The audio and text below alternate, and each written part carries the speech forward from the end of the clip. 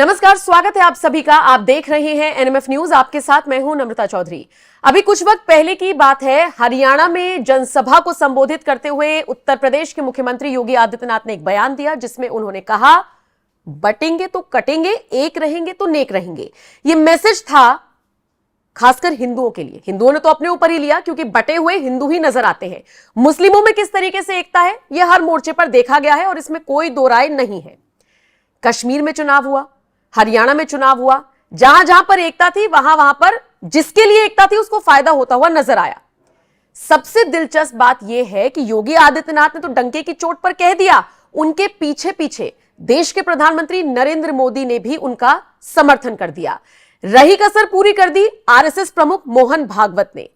दशहरे के मौके पर वो बोल रहे थे, 3-4 मुद्दों पर उन्होंने बहुत ज्यादा सबका ध्यान खींचा, चाहे वोकिज्म को लेकर उन्होंने कहा हो, डीप स्टेट को लेकर कहा हो, और इसी के साथ उन्होंने फिर से एकता का संदेश दिया, बांग्लादेश का जिक्र किया और कहा कि देखिए वहां पर जो हिंदू बाद में एक हो गए बच गए, और नहीं तो आप हालात वहां पर देख ही रहे हैं क्या कुछ हुआ है।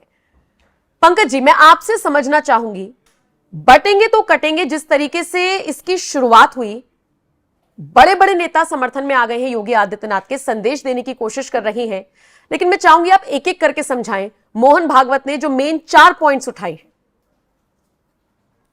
हैं। देखिए, मैं बार बार ये कहता था कि योगी आदित्यनाथ आजकल संघ के सबसे ज्यादा करीबी नेताओं में से फेवरेट, योगी जी से फेवरेट।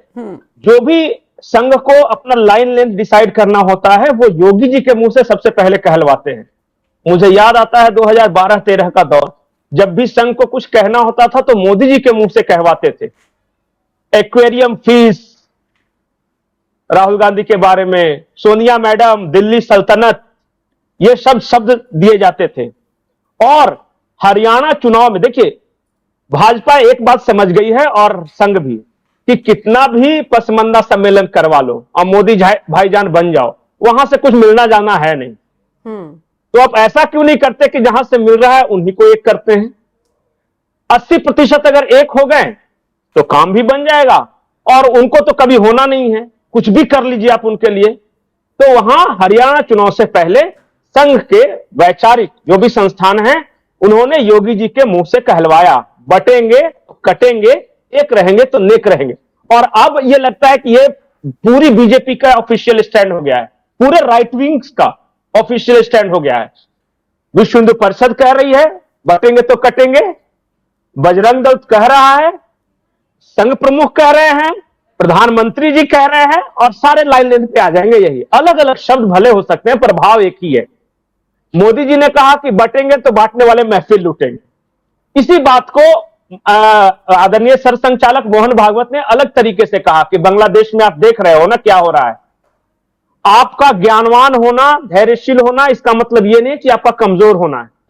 आप जब शांत रहोगे और कुछ प्रतिक्रिया नहीं दोगे तो सामने वाला कभी कभी आपको टेकन फॉर ग्रांटेड लेता है, सोचता है वो इसको एक थप्पड़ मारा, कुछ रिएक्ट नहीं किया तो 2-4 घूंसे मार के देखते हैं करता है या नहीं। तो वो घूंसे मार खाने से पहले ही थप्पड़ पे आप रिएक्ट कर दो कि सामने वाला दूसरी हिमाकत ना करे। ये हो रहा है। अब आते हैं मोहन राव भागवत जी के बाकी ये पर, बटेंगे तो कटेंगे अब ऑफिशियल स्टैंड है। देखिएगा अगले आने वाले चुनाव में यह पार्टी एकदम निश्चिंत होकर इस लाइन पे चलेगी और यह सूट भी ज्यादा करता है। अब दूसरी दो जो बेहद महत्वपूर्ण शब्द बोले हैं मोहन राव भागवत जी ने, वो एक है वोकिज्म, वो कल्चर, और दूसरा है कल्चरल मार्क्सिज्म। अब एक एक करके मैं समझाता हूं। वोकिज्म जो शुरुआत में जो आम लोग जो समझाया गया वो ये कि जो भी बहुत ज्यादा प्रोग्रेसिव है या अल्ट्रा मॉड है ना, वो वोक है। मतलब वो धर्म को नहीं मानता, शादी इंस्टीट्यूशंस ऑफ मैरिज को नहीं मानता, या फिर वो किसी कंट्री को नहीं मानता, वो एस्टेब्लिश्ड रूल्स को नहीं मानता समाज में। इस तरह का इंसान को वोक कहते हैं। ठीक है, लेकिन शुरुआत में कितना अच्छा लगता है, सुनने में अच्छा लगता है ना कि मैं प्रथाएं, परंपरा, अनुशासन ये सब कुछ नहीं मानता, मैं इंडिपेंडेंट सोल हूं। तो यार क्या प्रोग्रेसिव आदमी है यार। लेकिन अब उसका परिणाम देखिए, आपको बहुत सारी तस्वीरें सोशल मीडिया पर मिलती होंगी, दाढ़ी वाले साड़ी पहन के घूम रहे हैं। भारत में देखा है कभी? हाँ। कि वो लड़के साड़ी पहन के घूम रहे हैं। वो एक्चुअली इंडियन वर्जन ऑफ वोक है। भारत में कुछ भी अच्छा हो उसका खिलाफत है उनका काम। पर वो तो मैं ये बताता मैसेज हूं, देते हैं ना कि हम सबको बराबर समझते हैं। प्रोग्रेसिव है, इंडिपेंडेंट progressive सोल है। देखिए, हाँ, अब समाज का एक सिस्टम है, उस सिस्टम से समाज चलता है। अनुशासन, नियम, कानून, कायदे कुछ तो जरूरी है ना एक सोसाइटी को चलाने के लिए। जो भी आपके यहां अच्छा है वो उस पर प्रहार कर रहे हैं। वो कैसे? अब हम अपने बच्चों को संस्कार दे सकते हैं कि बड़ों का पैर छू के प्रणाम करना चाहिए, वो इसे कहेंगे कि ये तो गुलामी है। आप बोलेंगे आदर है, वो इसे गुलामी कहेंगे। इस देश के लोग समझे। आप ये कहोगे कि हम देवी को पूजते हैं, और वो बोलेंगे कि पूजना नहीं है, आप सताते हो इसलिए पूजते हो। यहां बहुत खराब स्थिति है, ये नहीं है। और कहीं ना कहीं आपका एक सेकुलर ब्रिगेड, मार्क्सिस्ट ब्रिगेड उनको साथ देता है, क्योंकि इन्हीं के अल्ट्रा मॉडर्न वर्जन वो है। पूरे यूरोप को इस वो कल्चर ने बर्बाद कर दिया। पता है, आप यहां सार्वजनिक रूप से बोलना नहीं चाहिए, मैं देख रहा था पेरिस में एयरपोर्ट में जहां सब आ जा रहे हैं, वहां एक बैठ के टट्टी कर रहा था कि मैं नियम नहीं मानता। नहीं, मैंने एक और फुटेज देखी थी पंकज जी, जिसमें एक लड़की, मतलब ये एक फुटेज नहीं है, मैंने कई बार देखा है कि न्यूड होकर जो बहुत सारे प्रदर्शन इस तरह। करते हैं। हाँ हाँ, कि कपड़े क्यों पहने, लोगों ने कहा कि कपड़े पहने, तो क्या किया, नहीं पहनेंगे। मतलब जो भी आप कहोगे उसका अपोज करेंगे। ये वो कल्चर अभी यूरोप में प्रोमिनेंट है, वहां इसका दुष्परिणाम देख लीजिए। पूरे सिस्टम को तहस नहस कर दिया। कोई बोल रहा है कि मैं सार्वजनिक जगहों पर बैठ के कोकीन पीऊंगा, कोई सार्वजनिक रूप से बैठ के टट्टी कर रहा है जहां पे जो सबसे सीक्रेट या बढ़िया साफ सुथरा प्लेस है वहां पे कोई नंगा होकर घूम रहा है। मतलब कि सामाजिक व्यवस्था को तहस नहस कर। प्रोग्रेसिव के नाम पर ये हाँ, सारी चीजें। प्रोग्रेसिव के नाम पे लड़की लड़की की शादी, लड़का लड़का की शादी, पता नहीं क्या क्या बहुत तरह की चीजें वहां हो रही है। ठीक है। अगर स्टडी करेंगे यूरोपियन समाज को, तो अब उसका भारत में धीरे धीरे आ रहा है, और एक इकोसिस्टम उसको सपोर्ट कर रहा है कि यही मॉडरेट है, यही मॉडर्न है, यही प्रोग्रेसिव है। ये तो वोकिज्म कल्चर से सावधान रहने की जरूरत है। कई देशों के समाज को यह बर्बाद कर चुका है। दूसरा जो शब्द है वो कल्चरल मार्क्सिज्म है। मार्क्स तो समझते हैं, कार्ल मार्क्स, लेफ्टिस्ट, ये तो सब समझते होंगे दर्शक। एक तो वो चुनाव में जो लड़ते हैं और वो जो करते हैं, जो हिंसा वगैरह, नक्सली वगैरह, एक पार्ट है। दूसरा है कल्चरल, वो भी वो कल्चर के ही थोड़ा सा रस्टिक है। कल्चर मार्क्सिज्म आप समझिए एक उदाहरण से, जब भारत और चाइना का वार हो रहा था, तो यहां के जो लेफ्टिस्ट थे वो कह रहे थे कि भारतीय सैनिकों को कोई ब्लड नहीं देगा, कोई खून नहीं देगा, क्योंकि वो हमारे आइडियोलॉजिकल फादर चाइना के साथ लड़ रहे हैं। यह है मार्क्सिज्म। हम क्या मानते हैं, जो हम भारतीय, कि हमारी श्रद्धा जो है ना, हम पूरे जो इस पूरे भूभाग के लोग एक भावनात्मक डोर से बंधे हुए हैं। हम रामेश्वरम को पूजते हैं, तमिलनाडु के लोग बनारस को पूजते हैं कि नहीं? बराबर श्रद्धा है। हमारे लिए कारू कामाख्या भी उतना ही पूजनीय है जितना कि द्वारिका गुजरात का। इसलिए हम एक भाव में बंधे हुए हैं। उनका एक मानना है कि यह भाव कुछ होता ही नहीं है। रिलीजन इज लाइक अफीम। धर्म होता है ना, वो अफीम होता है, खाली खराब चीज बताता है, इसलिए उसे मत मानो। भारत देश है ही नहीं, ये तो एक मिट्टी का टुकड़ा, जिसे राहुल गांधी आजकल यूनियन ऑफ स्टेट्स वगैरह बोलते हैं। ये क्या आदमी आप लोग हो यार, ज्योग्राफी को, एक ज्योग्राफिकल को बात आ रहे हो कि हम एक डोर से बने हैं, कल्चरली हम एक हैं, हमारा हजारों सालों से रिश्ता, इससे कुछ नहीं होता, मत मानो। इससे बहुत बड़ा खतरा है। और ये कांग्रेस के रूप में, राहुल गांधी के रूप में आप साफ साफ देखिए, वो क्या बोलेंगे, दक्षिण भारत के साथ अन्याय हो रहा है, उत्तर भारत के साथ ये फेवर हो रहा है। उत्तर भारत में ज्यादा शोर शराबा है, दक्षिण भारत की राजनीति अच्छी है। सिख लोग अलग हैं, बाकी लोग हिंदू लोग खराब हैं, तो इसराइल मणिपुर अलग है। अब इस तरह की बातें वो कर रहे हैं, ये इंटरनल सबसे बड़ा खतरा है। वो असंतोष पैदा कर रहे हैं। वो क्या करेंगे, हर कम्युनिटी के पास जाएंगे, वो बोलेंगे तुम्हारे साथ ये गलत हुआ। ये राजनीतिक रूप में भी हो रहा है और कल्चरली भी हो रहा है। बात कर करके वो पूरे एक महाग्रंथ उठाएंगे, उसमें कोई एक दोहा निकाल के एक शब्द निकालेंगे, सकल ताड़ना के अधिकारी, या पूरा नैरेटिव उसके आसपास बिल्ड करेंगे। ठीक है, वो पढ़ने ही नहीं देंगे। ये है, इससे खतरा है, ये है कल्चरल मार्क्सिज्म। ठीक है। तो मोहन भागवत ने जो कुछ कहा उसमें 4 चीजें प्रमुख थी, उस पर हमने चर्चा की। अब जरा सुनवा देते हैं। एक लास्ट डीप स्टेट रह गया। हाँ बोलिए। Deep state. डीप स्टेट, हाँ, डीप स्टेट हम लगातार चर्चा कर रहे हैं, बहुत ज्यादा चर्चा करने की जरूरत नहीं, लेकिन अब चूंकि शीर्ष स्तर पे आया है, तो अब सोरोस कौन है, रॉकफेलर फाउंडेशन कौन है, फोर्ड फाउंडेशन का क्या काम है, इतने हजारों एनजीओ जो भारत में काम कर रहे हैं, वो इतने सारे पैसे ला रहे हैं, वो किस काम में लगा रहे हैं? वाकई समाज का भलाई कर रहे हैं या कहीं और काम में लग रहा है? पैसे एक लोगों में अपने पहले धर्म से के प्रति नफरत भर के और फिर बाद में अपने धर्म में मिला लेने का जो प्रोसेस है, कन्वर्जन है, कहीं ये पैसा उसमें इस्तेमाल तो नहीं हो रहा है? इंस्टीट्यूशन पे तो वो कब्जा नहीं कर रहे हैं, वो स्वास्थ्य शिक्षा पे अपने पैसे के थ्रू कब्जा करके अपना नैरेटिव तो नहीं बिल्ड कर रहे हैं। मैं चाहता हूं कि दर्शक इस बारे में खुद पढ़ें, ठीक है। कभी टाइप कीजिएगा रॉकफेलर की हिस्ट्री, सोरोस कौन है, फूड फाउंडेशन कौन है, मेलिंडा गेट्स फाउंडेशन कौन है, आपको पता चलेगा कि खरबों रुपए भारत में किस मकसद से इन्वेस्ट किए जा रहे हैं। ठीक है, ठीक है। मोहन भागवत के बयान के साथ छोड़े जा रहे हैं। शुक्रिया पंकज जी मेरे साथ जुड़ने के लिए। नमस्कार। अब हमारे पड़ोस में ही बांग्लादेश में क्या हुआ, उसके कुछ तात्कालिक कारण और पहलू है, ये बात ठीक है, लेकिन इतना बड़ा उत्पाद तो उससे नहीं होता।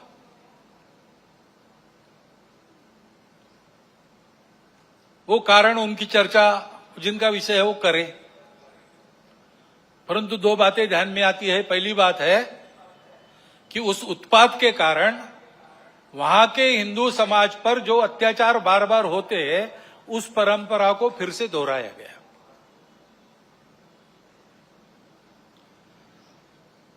पहली बार वहां का हिंदू संगठित होकर अपने बचाव में रास्ते पर आया, इसलिए कुछ बचाव हो गया। परंतु कहीं कोई गड़बड़ हो, दुर्बलों पर अपना गुस्सा निकालने की ये जो कट्टरपन की प्रवृत्ति है, वो प्रवृत्ति जब तक वहां विद्यमान है, तब तक वहां की हिंदू क्या, वहां के सभी अल्पसंख्यक, उनके सर पे खतरे की तलवार लटकी रहेंगी। उनको आवश्यकता है मदद की। विश्व भर के हिंदुओं की, भारत के सरकार की सहायता उनको मिले, ये उनकी आवश्यकता है।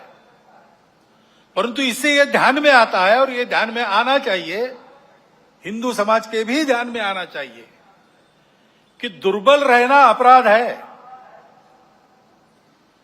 हम अगर दुर्बल है, असंगठित है, तो उसका मतलब हम अत्याचार को निमंत्रण दे रहे हैं। निमित्त कुछ नहीं चाहिए, हम दुर्बल है, यह निमित्त पर्याप्त है। और इसलिए जहां कहीं भी हम हैं, वहां संगठित रहना, सशक्त रहना, किसी से शत्रुता नहीं करना, हिंसक नहीं बनना, योगदान देने वाले बनना, परंतु इसका अर्थ दुर्बल रहना नहीं, अशक्त रहना नहीं। इसको हमको करना ही पड़ेगा। लेकिन दूसरी बात है हमारे सबके ध्यान देने की। अब वहां चर्चाएं ऐसी चलती है बांग्लादेश में कि भारत से हमको खतरा है, और भारत से खतरा है इसलिए पाकिस्तान को साथ लेना चाहिए, वही हमारा प्रामाणिक मित्र है, और दोनों मिलके, क्योंकि उनके पास न्यूक्लियर वेपन्स है, हम भारत को रोक सकते हैं। जिस बांग्लादेश के निर्माण में भारत की पूरी सहायता हुई, जिस बांग्लादेश के साथ भारत ने अब तक कोई वैरभाव रखा नहीं, आगे भी नहीं रखेंगे, उस बांग्लादेश में ये चर्चाएं हो रही है। ये चर्चाएं कौन करा रहा है? ऐसे वर्णन, नैरेशंस वहां पर चले, ये किन किन देशों की हित की बात है? ये तो देखने वाले, सोचने वाले समझते हैं, नाम लेने की आवश्यकता नहीं। हमारे देश में भी ऐसा हो, ये इच्छा है, क्योंकि भारत बड़ा बनेगा तो सब स्वार्थ के दुकान तो बंद हो जाएंगी, और इसलिए भारत का यह सामर्थ्य न बने, ऐसे उद्योग चल रहे हैं। Deep state, wokeism, cultural Marxism, ऐसे शब्द चर्चा में बहुत है। पिछले साल भी मैंने उल्लेख किया था। कुछ लोगों ने कहा था कि अपने यहां तो है ही नहीं। ऐसा नहीं है, अपने यहां है, बहुत पहले से है।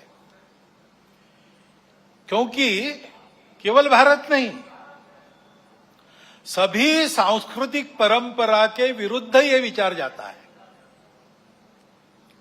परंपरा से दुनिया में कहीं भी कोई भी समाज जीवन में जो मंगल है, भद्र है, ऐसा मानता है, उसको ध्वस्त करना ये इनके कार्य प्रणाली का अंग है। और ये करने के लिए पहला सूत्र उनका होता है, इन्वेड द इंस्टीट्यूशंस, संस्थाओं को कब्जे में लो। शिक्षा संस्थान है, विद्यापीठ है, शिक्षा व्यवस्था है, माध्यम है, बौद्धिक जगत है, इन सब पर अपनी पकड़ कायम करके उनके द्वारा समाज में विचारों की विकृति का प्रसार करना, विचारों को बिगड़ना, अपनी परंपरा के प्रति, अपने स्वत्व के प्रति अश्रद्धा से उत्पन्न करना, हम ही अपने लोगों को गाली दे, हम ही अपने बातों को तुच्छ माने, उनकी लज्जा करें, इस प्रकार का वातावरण पैदा करना। इतना बड़ा समाज है, उसकी कई विविधताएं हैं, उन विविधताओं को अलगाव में परिवर्तित करना नहीं है। वहां कोई जबरदस्ती विविधता आरोपित करके हम विविध है इसलिए हम अलग है, हम विविध है इसलिए हम एक नहीं है, हमारे स्वार्थ अलग है, ऐसा नैरेशन देना। इतना बड़ा समाज है, छोटी मोटी समस्याएं सबकी रहती है, बड़ी समस्याएं भी रहती है।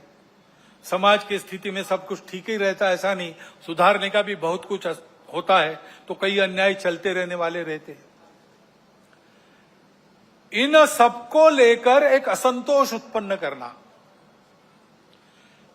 संघर्ष उत्पन्न करना, टकराव की स्थिति उत्पन्न करना, लोगों को उग्र बनाना, व्यवस्था, कानून, सत्ता, प्रशासन, इन सब के प्रति अश्रद्धा, अनादर का व्यवहार सिखाना,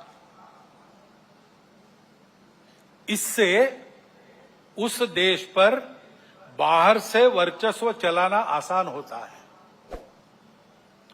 पहले जैसा आपस में युद्ध करना अब आसान नहीं है। अब युद्ध इस प्रकार से होता है, इसको मंत्र विप्लव कहते हैं अपने परंपरा में। ऐसा मंत्र विप्लव चल रहा है और ऐसी भ्रम की स्थिति में उनको देश के अंदर भी कभी बार साथी मिल जाते हैं, जाने अनजाने। प्रजातांत्रिक देश है अपना, अनेक दल रहेंगे, उनकी स्पर्धा चलेगी, ये प्रजातंत्र की पद्धति है। लेकिन समाज में ये अलगाव, टकराव, देश की एकता, एकात्मता, देश के वैभव संपन्न होने के प्रयास से बड़े बन गए, अथवा दलों के स्वार्थ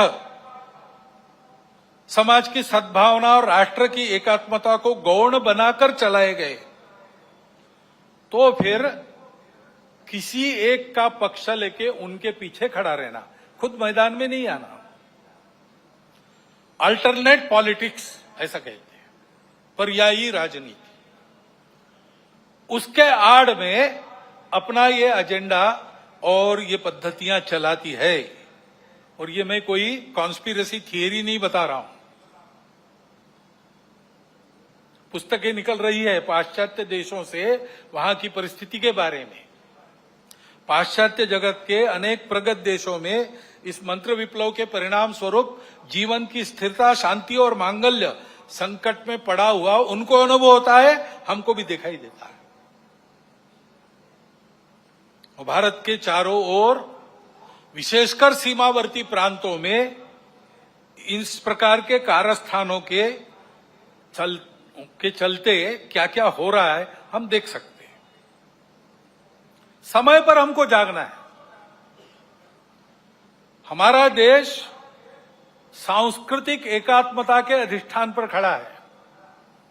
अंडरलाइंड कल्चरल यूनिटी, ऐसा हमारे संविधान निर्माताओं ने भी अन्यत्र भाषणों में कहा है।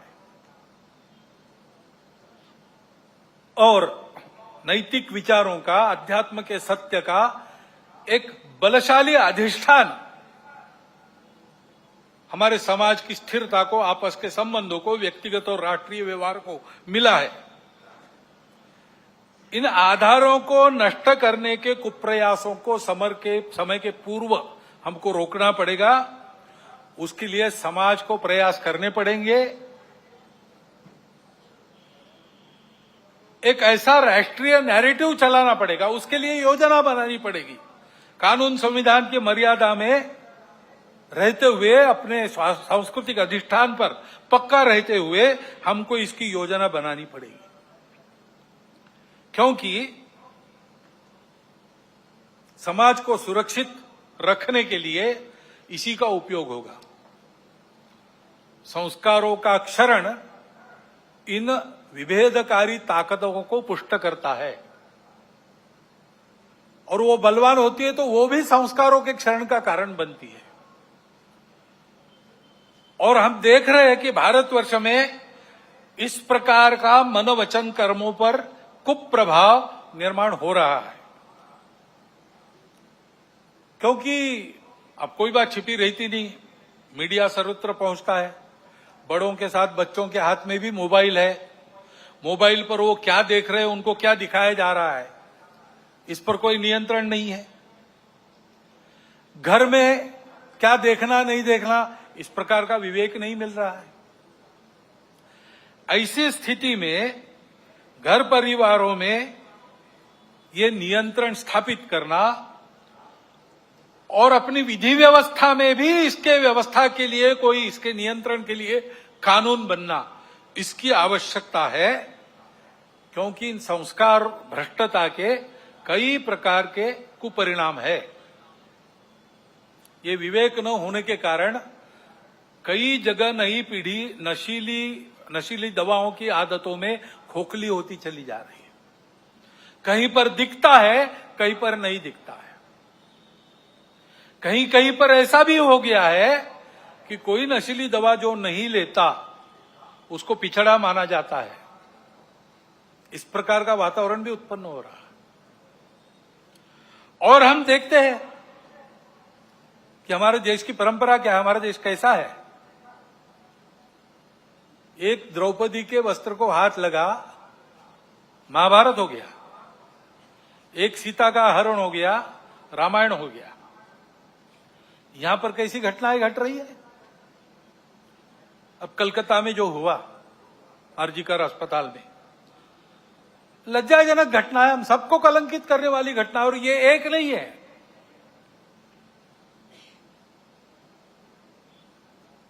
घटनाएं होती है, उसका नियंत्रण वगैरह करना। जैसे वहां खड़े हो गए समाज के सब लोग डॉक्टर लोगों के साथ, घटना होने ही नहीं देना, इसलिए चौकन्ना रहना चाहिए, सुरक्षा देनी चाहिए। परंतु होने के बाद भी वहां जिस प्रकार से टालमटाल का प्रयास हुआ, अपराधियों को संरक्षण देने का प्रयास हुआ, ये जो अपसंस्कृति फैली है, उसके साथ अपराध और राजनीति का जो गठबंधन हो गया है, उसके ये परिणाम है। हमारी सांस्कृतिक देन है ये दृष्टि जो कहती है मातृवत परदारेश, पराई स्त्री माता समान है, जिनसे प्रबोधन प्राप्त होता है परिवार में, अपने परिवार के जनों से प्राप्त होता है, और माध्यमों के द्वारा जाने अनजाने समाज इनसे ग्रहण करता है। वहां यह भान रहना चाहिए कि हम क्या परोस रहे। वहां अगर इसका भान नहीं रहा, इन मूल्यों का तिरस्कार हुआ, उपेक्षा हो गई, तो फिर वो महंगा पड़ेगा। और इसलिए वहां पर इसका भान रहे और मूल्यों का प्रबोधन हो, इसके लिए हमको व्यवस्था करनी पड़ेगी। ये जो परिस्थिति सारी चल रही है, उसमें हम देखते हैं कि ये सारे खतरे संस्कार भ्रष्टता के कारण और आपस में अलगाव की हवा बहती है, उसमें बह जाने के कारण देश में सर्वत्र, आप देखिए, सीमा से लगे पंजाब है, जम्मू कश्मीर है, लद्दाख है, समुद्री सीमा पर केरल है, तमिलनाडु है, और बिहार से मणिपुर तक पूरा पूर्वांचल है, अस्वस्थ है। मूल कारण यही है। इन प्रदेशों में ये सारी परिस्थिति उपस्थित है। और फिर ये भी हम देखते हैं कि कट्टरपन को उकसाकर उपद्रव किए जाते हैं, ये भी परिस्थिति है। बहुत सारे असंतोष के कारण इतने बड़े समाज में हो सकते हैं। ट्रैफिक जाम हो गया तो वो भी असंतोष का कारण बनता है। असंतोष को व्यक्त करने के रास्ते भी हमारे संविधान ने बताए। प्रजातांत्रिक रीति से हमको जो अच्छा नहीं लगता उसका विरोध हम कर सकते हैं, करना भी चाहिए अगर अपने को अच्छा नहीं लगता। चुप रहो, ऐसा कोई नहीं कह सकता। परंतु उसकी एक पद्धति है, उसका पालन होना चाहिए। उसको ताक पर रखकर कानून संविधान को छोड़ते हुए कहीं किसी ने कुछ किया, पूरे समाज को जिम्मेवार मानकर ये जो उपद्रव होते हैं, इसको असंतोष के जगह गुंडागर्दी करना ज्यादा अच्छा है। ये गुंडागर्दी होती है और कहीं कहीं ये हो जाती है समाज के कट्टर स्वभाव के कारण, अथवा कहीं कहीं इसको कराया जाता है। कभी कभी समाज करता नहीं, उपद्रव करने वाले आके करके चले जाते हैं। पूज्य बाबा साहब आंबेडकर साहब ने इसी के प्रति हमको सचेत किया था। संविधान समिति ने जब संविधान अर्पण किया, संसद में बाबा साहब के 2 भाषण हुए, उसमें एक में उन्होंने उल्लेख किया है इन बातों को। उन्होंने ग्रामर ऑफ अनार्की, अराजकता का व्याकरण कहा है। अब ये इशारा हमको मिल चुका है, हम लेकिन ऐसा करते हैं। अभी गणेश उत्सव के पथराव विसर्जन के जुलूसों पर हुआ, क्यों हुआ? कोई कारण नहीं था। ऐसी बातों का नियंत्रण त्वरित करना प्रशासन का काम है। कहीं करते हैं, कहीं थोड़ी ढिलाई भी दिखती है, परंतु प्रशासन आते तक तो समाज को भुगतना पड़ता है। तो इसलिए समाज को तैयार रहना चाहिए, सावधान रहना चाहिए, तैयार रहना चाहिए। गुंडागर्दी नहीं चलने देनी है। गुंडागर्दी को किसी का सैंक्शन नहीं है, और गुंडागर्दी किसी की भी हो वो क्षम्य नहीं है। अपना और अपनों का प्राण और चीज वस्तु, इसकी रक्षा करना ये अपना अधिकार है, मूलभूत अधिकार है। बातें प्रशासन को, पुलिस को करनी है, उनको ही करनी देनी चाहिए। उनके आते तक अपने प्राण को बचाना, अपनों के प्राणों को बचाना, ये अपना अधिकार है। उसके लिए समाज को सजग रहना पड़ेगा। सजगता से होगा ही नहीं, हो गया तो सन्नद्ध भी रहना पड़ सकता है। मैं वर्णन सारा किसी को लड़ाने के लिए नहीं कर रहा हूं, डराने के लिए भी नहीं कर रहा हूं। ये परिस्थिति है, दूसरी भी है, अच्छी परिस्थिति भी है, अच्छी बातें भी हो रही। हमको इस परिस्थिति में से जाना है, और इसलिए क्योंकि हम सबकी इच्छा है अपना देश एकात्म हो, सारे झगड़े समाप्त हो, अपना देश बड़ा बने, सबकी इच्छा है, सबका कर्तव्य भी है। और इसलिए समाज की एक विशिष्ट प्रकार की स्थिति चाहिए, विशिष्ट दिशा में प्रयासों की आवश्यकता रहती है। समाज स्वयं जगता है, अपना पुरुषार्थ करता है, तब महापुरुष, संगठन, संस्थाएं, प्रशासन, शासन, ये सब सहाय्य कार्य होते हैं।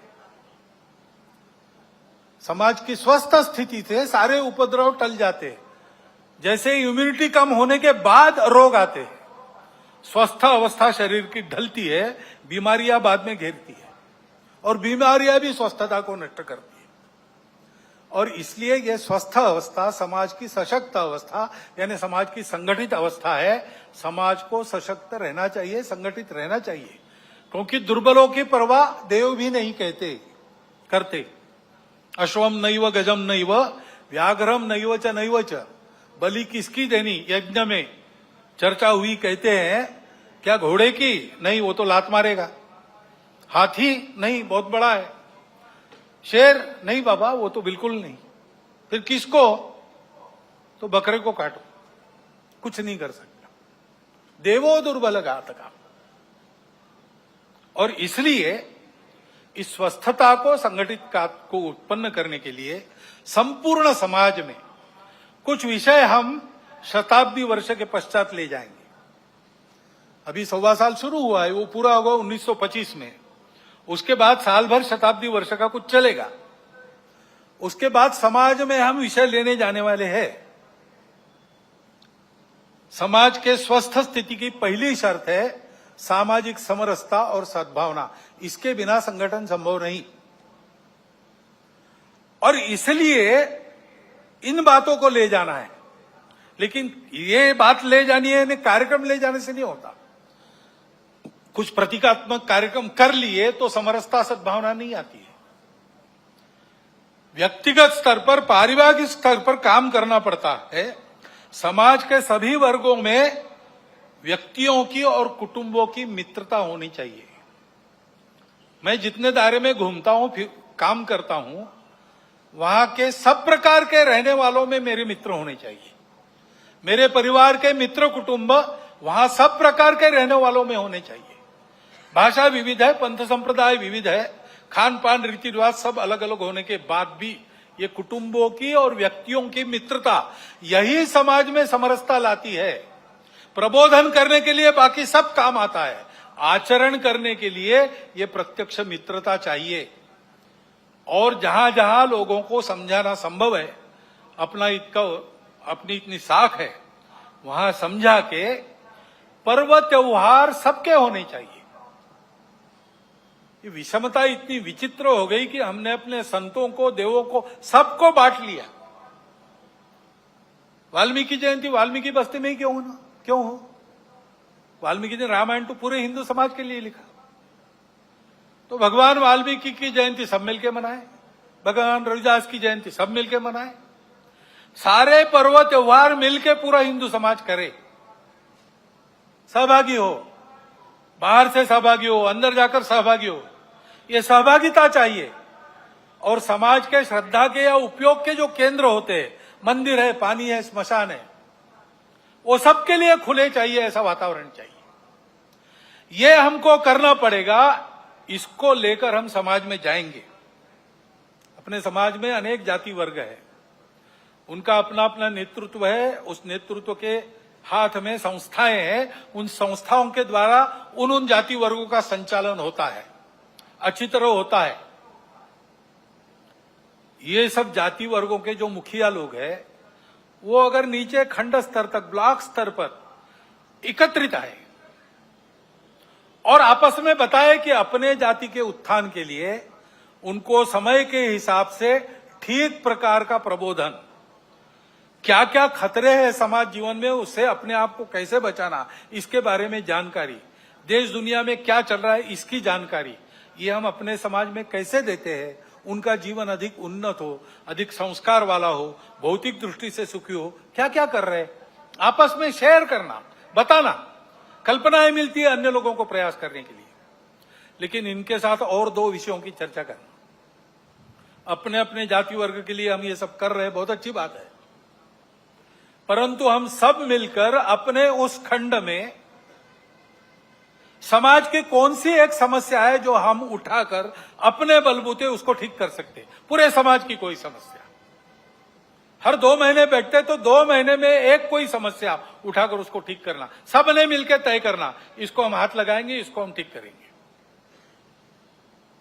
और दूसरा ये तय करना कि हम सब जाति वर्ग यहां रहते हैं, हम मिल रहे हैं, वो हम में जो दुर्बल जाति है उसके लिए हम सब मिलकर क्या कर सकते हैं। ऐसी एक बैठक में मैं था, वह वाल्मीकि बंधु थे, उन्होंने खड़े होकर बताई अपनी समस्या। हमारे बच्चों के लिए विद्यालय नहीं है, सरकारी विद्यालय चलता नहीं है, प्राइवेट विद्यालय हमको पुराता नहीं है, बच्चे कहां पढ़े। तो वहां राजपूत समाज के लोग बैठे थे, खड़े हो गए, उन्होंने कहा आपकी बस्ती तो हमारी बस्ती को लगकर है। उनका है, बोले हमारा स्कूल है, 20% लोगों को हम लेंगे, बिना फीस के पढ़ाएंगे, और वो काम शुरू हो गया। समाज में विभिन्न जाति वर्गों के लोग बैठकर नियमित इन 3 विषयों का विचार अगर करते हैं तो समाज में सद्भावना नहीं रहेगी तो क्या रहेगा, और कौन उस सद्भावना को तोड़ सकेगा। क्योंकि सब जानते हैं कि हम अपना भी विचार करते हैं, सबका भी विचार करते हैं, हम सब एक दूसरे से लगे हैं, हमारे संबंध है। ये करना पड़ेगा, इस बात को लेकर हम जाएंगे।